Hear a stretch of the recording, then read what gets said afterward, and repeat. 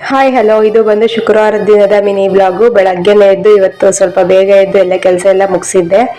ಹಾಗಾಗಿ ನನ್ನ ಮಗಳಿಗೆ ತಲೆ ಬಾಚೋಣ ಅಂತ ಹೇಳ್ಬಿಟ್ಟು ಹೊರಗಡೆ ಕುತ್ಕೊಂಡು ತಲೆ ಬಾಚ್ತಾ ಇದ್ದೆ. ಹೇರು ತುಂಬಾನೇ ಲಾಂಗ್ ಹೇರ್ ಇರೋದ್ರಿಂದ ಸ್ವಲ್ಪ ಆಯಿಲ್ ಎಲ್ಲ ಡೈಲಿ ಹಚ್ಚಿ ನೀಟಾಗಿ ಬಾಚಿರೋದು ಚೆನ್ನಾಗಿದೆ. ಹೇರು ಸ್ವಲ್ಪ ಡ್ಯಾಮೇಜ್ ಇದೆ ತುದಿಯಲ್ಲಿ.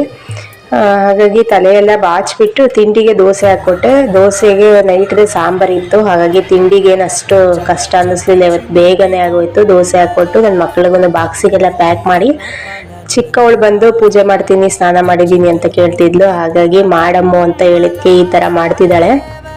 ಅವಳಿಗೆ ಅಷ್ಟು ನೀಟಾಗಿ ಪೂಜೆ ಎಲ್ಲ ಮಾಡೋಕ್ಕೆ ಬರೋದಿಲ್ಲ. ಇಲ್ಲಿ ಬಾಗಿಲಿದ್ರೆ ಅಲ್ಲಿ ನಿಂತ್ಕೊಂಡು ಬೆಳಗ್ತಿದ್ದಾಳೆ, ನೋಡ್ತಿರ್ಬೋದು. ದಯವಿಟ್ಟು ಯಾರು ಏನು ಅಂದ್ಕೊಳಕ್ಕೆ ಹೋಗಬೇಡಿ.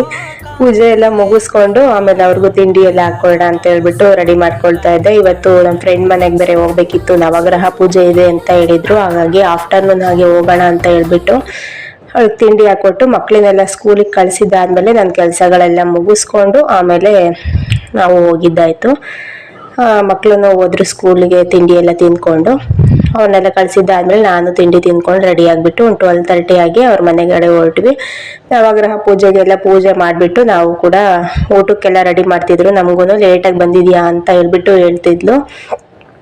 ನಾವು ಎಲ್ಲ ಊಟ ಮುಗಿಸ್ಕೊಂಡು ಆಮೇಲೆ ನಾವು ಕೂಡ ಮನೆಗೆ ಬಂದ್ವಿ. ಇದಾಗಿತ್ತು ಇವತ್ತಿನ ಬ್ಲಾಗ್ ಇಷ್ಟ ಆದರೆ ಲೈಕ್ ಮಾಡಿ, ಕಮೆಂಟ್ ಮಾಡಿ, ಹಾಗೆ ಫಾಲೋ ಮಾಡೋದು ಮರಿಬೇಡಿ. Thank you.